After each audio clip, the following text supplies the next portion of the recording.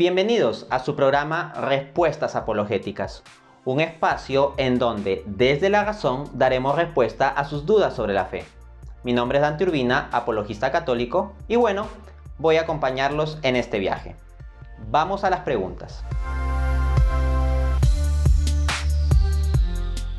En tanto Dios es omnipotente y libre, Él podría haber elegido distintos modos para salvarnos, distintos modos para redimirnos. En consecuencia, el hecho de que Él haya elegido un camino como encarnarse y morir por nosotros, y no con cualquier muerte, sino muerte de cruz, muerte dolorosa, cruel, vergonzosa, es algo que llama la atención. Entonces claramente se plantea la cuestión de ¿por qué eligió ese camino? Y bueno, esa respuesta propiamente está en la providencia divina, está en el conocimiento de Dios. Sin embargo, podemos dilucidar ciertas razones que llevan a esto. En concreto, Santo Tomás de Aquino, el más grande teólogo de la Iglesia Católica, nos da 5 razones de por qué es conveniente la pasión de Jesucristo como medio para nuestra salvación. Voy a pasar a citar el pasaje de la Suma Teológica y luego de mencionar cada razón voy a hacer un comentario breve. Dice Santo Tomás, abro cita: un medio es tanto más conveniente para conseguir un fin en cuanto más ventajas concurren en él para lograr tal fin. Ahora bien, en la pasión de Cristo, muchas otras cosas, además de la liberación del pecado, concurrieron para la salvación del hombre. Primero, por este medio el hombre conoce lo mucho que Dios le ama y por tanto se ve impulsado a amarlo. Efectivamente, ver a Cristo crucificado es ver todo lo que Él ha hecho por nosotros. No se ha guardado nada para sí. Nos ha dado su propia vida. Al ver tal sacrificio, encontramos una manifestación máxima de amor. Y eso nos inclina a amar a Jesús. De ahí que el propio Jesús haya dicho respecto de su crucifixión: cuando el Hijo del Hombre fuere levantado, esto es, levantado en la cruz, atraerá a todos hacia sí. Y cuando contemplamos a Cristo en la cruz, vemos tal amor que lo que hace es atraer nuestros corazones hacia Él.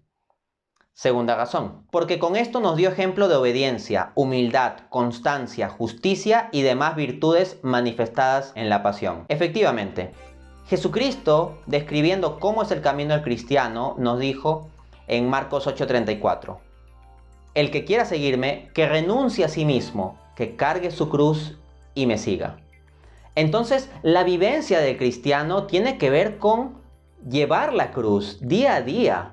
Desde esa perspectiva, el que Jesucristo mismo nos haya dado ejemplo de cómo llevar los sufrimientos, las dificultades, con paciencia, con humildad, con obediencia a Dios, con amor, es algo que nos muestra cómo debemos andar.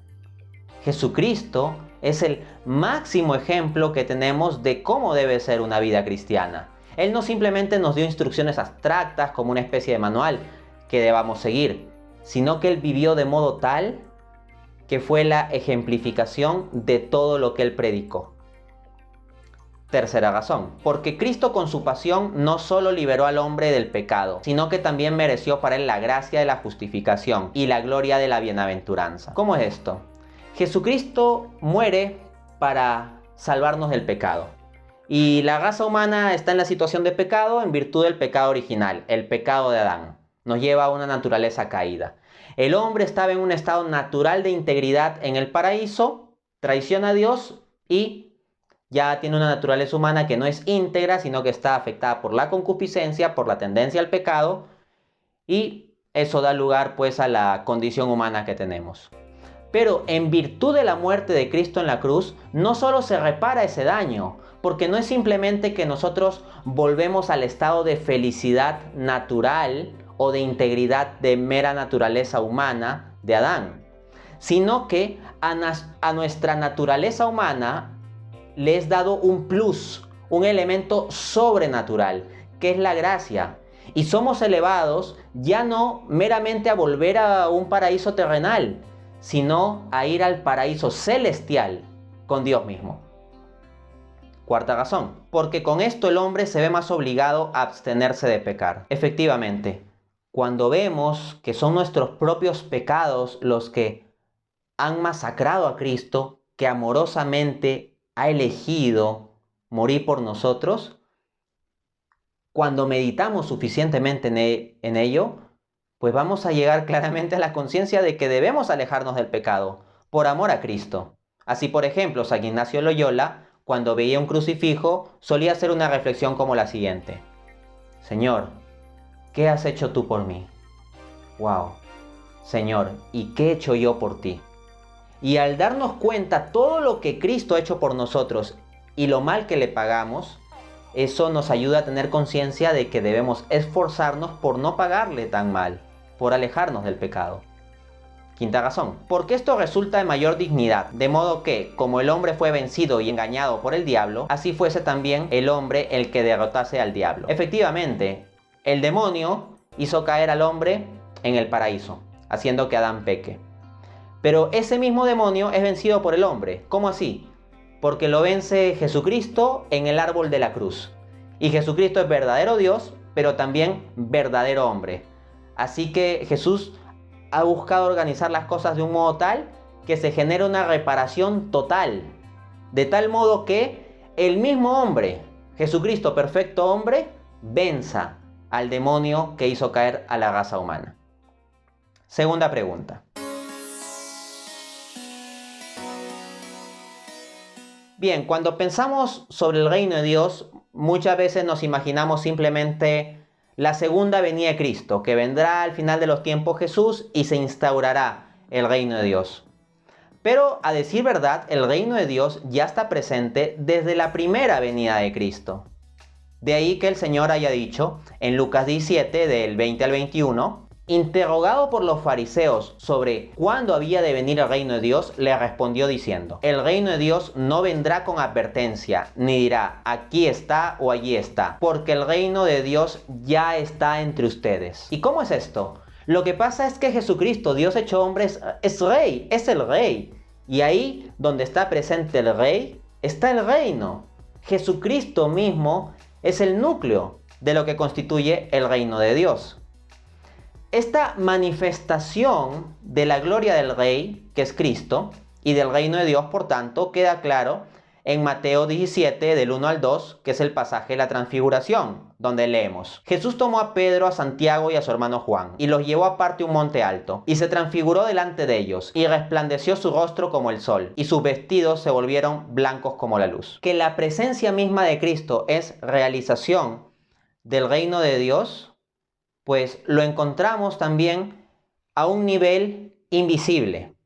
¿Por qué? Porque hay una presencia visible de Cristo en tanto estuvo con sus apóstoles en el siglo I y todo ello, pero eventualmente Él ascendió al cielo. No obstante, en tanto Él habita en nosotros, ya allí también hay una presencia del reino de Dios. Así el apóstol Pablo en Gálatas 2:20 dice: ya no soy yo quien vive, sino que es Cristo quien vive en mí. Entonces, ese es el reino de Dios realizándose interiormente en todo auténtico cristiano. Luego, también el apóstol Pablo en Romanos 14:17 dice: el reino de Dios no es comida ni bebida, sino justicia, paz y gozo en el Espíritu Santo. Entonces vemos cómo el reino de Dios no es simplemente una realidad exterior que tiene que llegar con bombos y platillos. Ciertamente habrá una manifestación plena del reino de Dios en la segunda venida de Cristo. Pero entre la primera y la segunda venida de Cristo ya está presente el reino de Dios en la medida en que los cristianos viven en conexión con Cristo, viven en conexión con el Espíritu Santo. Porque la Trinidad viene a habitar dentro de nosotros, viene a reinar dentro de nosotros. Por lo tanto, cuando nosotros decimos en el Padre Nuestro: venga a nosotros tu reino, lo que estamos pidiendo también es, conforme a Romanos 14:17, que venga a nosotros la justicia, la paz y el gozo. Tercera pregunta. Ciertamente, Jesús nos salvó del pecado, pero el punto es que nosotros tenemos que permanecer unidos a Él, de tal modo que permanezcamos unidos al efecto de la redención que Él nos consigue. Así, por ejemplo, supongamos lo siguiente, que el pecado es como una enfermedad, ¿ok? Y que el antídoto o la medicina para curar esa enfermedad es la sangre de Cristo. Pues bien, supongamos que tenemos la sangre de Cristo en unos frasquitos y que requerimos beber una dosis diaria. Ahí ya está conseguida la sanación de la enfermedad. Pero si no nos mantenemos bebiendo la dosis diaria, si nos separamos de tal tratamiento, pues el efecto de redención no se va a dar, el efecto de sanación no se va a dar. Entonces, en la visión católica lo que nosotros tenemos es un proceso en el cual, unidos a Cristo, pues vamos siendo transformados. Así, por ejemplo, Jesús deja muy claro que tenemos que permanecer unidos a Él para que se den en nosotros los efectos propios de la redención. En Juan 15:4, donde Él dice, permanezcan en mí y yo permaneceré en ustedes.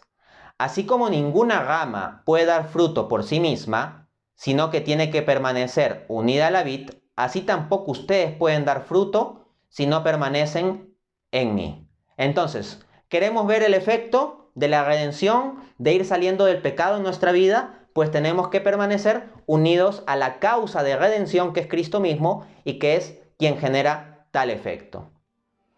Recordemos que en el Padre Nuestro rezamos, conforme dice Mateo 6:12, perdona nuestras ofensas como también nosotros perdonamos a los que nos ofenden. Jesucristo instruyó el Padre Nuestro como la oración que debían rezar, se entiende, continuamente sus seguidores. Entonces se trata de personas cristianas que rezando diariamente el Padre Nuestro deben decir, perdona nuestras ofensas.